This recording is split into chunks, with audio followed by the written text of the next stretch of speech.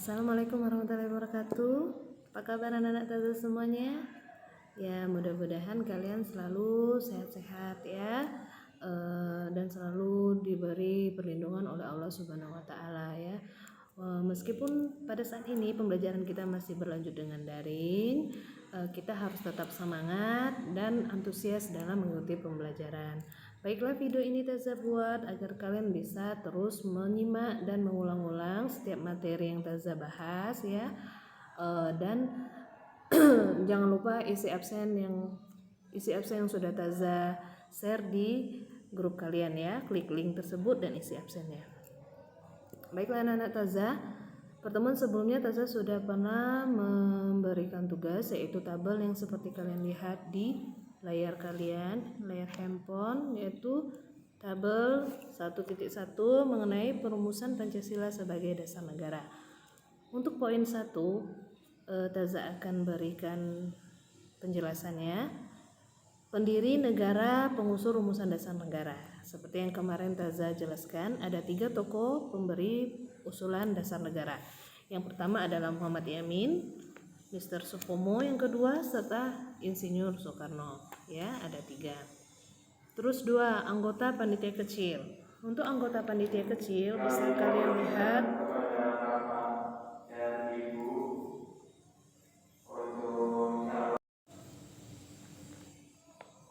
Baiklah, anggota dari panitia kecil, kalian bisa buka buku kalian pada halaman 8. Ya, di paragraf 3 itu dijelaskan bahwa setelah akhir persidangan pertama, Ketua BPUPKI KRT Rajiman Widioningrat itu membentuk panitia kecil untuk mengumpulkan usulan para anggota yang akan dibahas pada masa sidang berikutnya. Panitia kecil itu beranggotakan ada 8 orang. Di antaranya adalah 1 Insinyur Soekarno, 2 Ki Bagus Hadikusumo, 3 Kiai Haji Wajid Hasyim, 4 Muhammad Yamin, 5 Sutarjo Karto Hadikusumo, 6 Amaramis, 7 Otto Iskandar Dinata, dan 8 adalah Muhammad Hatta. Nah, untuk itu adalah jawaban dari anggota panitia kecil. Sekarang ketiga, anggota panitia 9. Anggota panitia 9 itu dibentuk sesudah sidang panitia kecil tadi, berarti yang ketiga ya. Ya, yang tugasnya untuk menyelidiki usul-usul mengenai perumusan dasar negara. Nah, panitia 9 itu beranggotakan yaitu yang pertama Insinyur Soekarno, yang kedua adalah Muhammad Yamin, ketiga Abdul Kahar Muzakir, 4 Muhammad Hatta, 5 Haji Agus Salim, 6 Mr. A.A. Maramis, 7 Ki Haji Wajid Hasyim, 8 Raden Abi Kusno Cokro Sujoso, 9 Mr. Ahmad Subarjo. Itulah tadi anggota dari panitia 9. Untuk lebih jelasnya bisa kalian buka buku paket kalian di halaman 9 ya. Nah, sekarang kita lanjut ke nomor 4, panitia 9. Apa uraiannya panitia 9? Panitia 9 adalah panitia yang berjumlah 9 orang ya, yang berfungsi atau bertugas untuk menyelidiki usul-usul mengenai perumusan dasar negara. Panitia 9 ini mengadakan rapatnya di rumah kediaman Insinyur Soekarno di Jalan Pegangsaan Timur nomor 56 Jakarta. Ya, pada tanggal 22 Juni 1945, panitia 9 ini mencapai satu persetujuan atau kesepakatan tentang rancangan pembukaan hukum dasar atau rancangan undang-undang dasar, yang isinya itu telah tertulis pada buku kalian halaman 9. Penjabarannya tidak jauh berbeda dengan penjabaran yang ada pada pembukaan Undang-Undang 1945 yang seperti kalian sering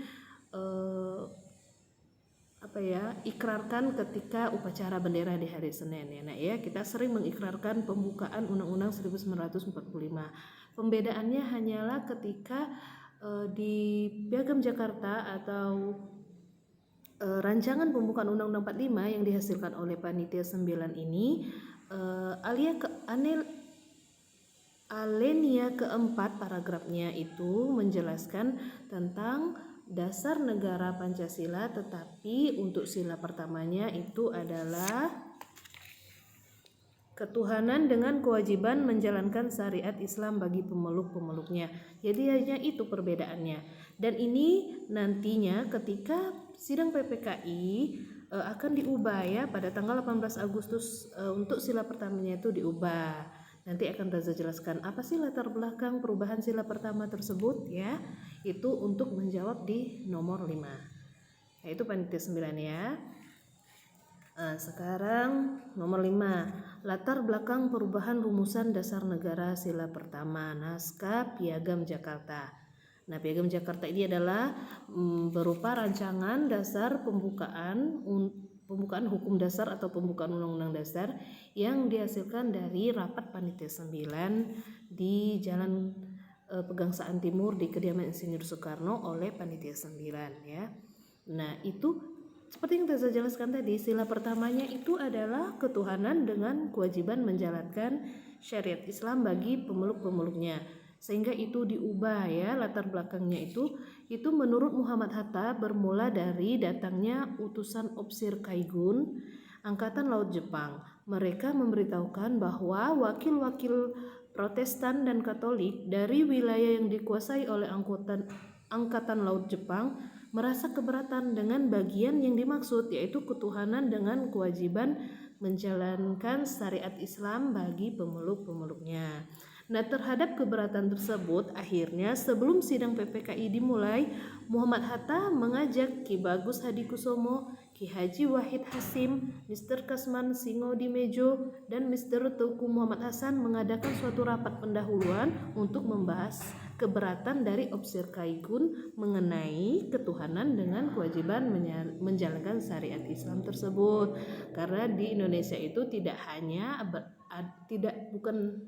bukan hanya agama Islam saja nak ya. Jadi kita untuk menghargai agama yang lain akhirnya diubahlah dengan kalimat ketuhanan yang Maha Esa. Jadi seperti yang kalian ketahui sekarang Pancasila dengan sila pertamanya ketuhanan yang Maha Esa. Nah, itu latar belakang terjadi perubahan dari dasar negara sila pertama naskah Piagam Jakarta.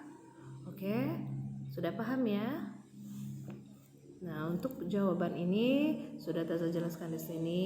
Nanti kita akan bahas lagi tentang materi setelah ini ya. Cukup sekian. Wassalamualaikum warahmatullahi wabarakatuh.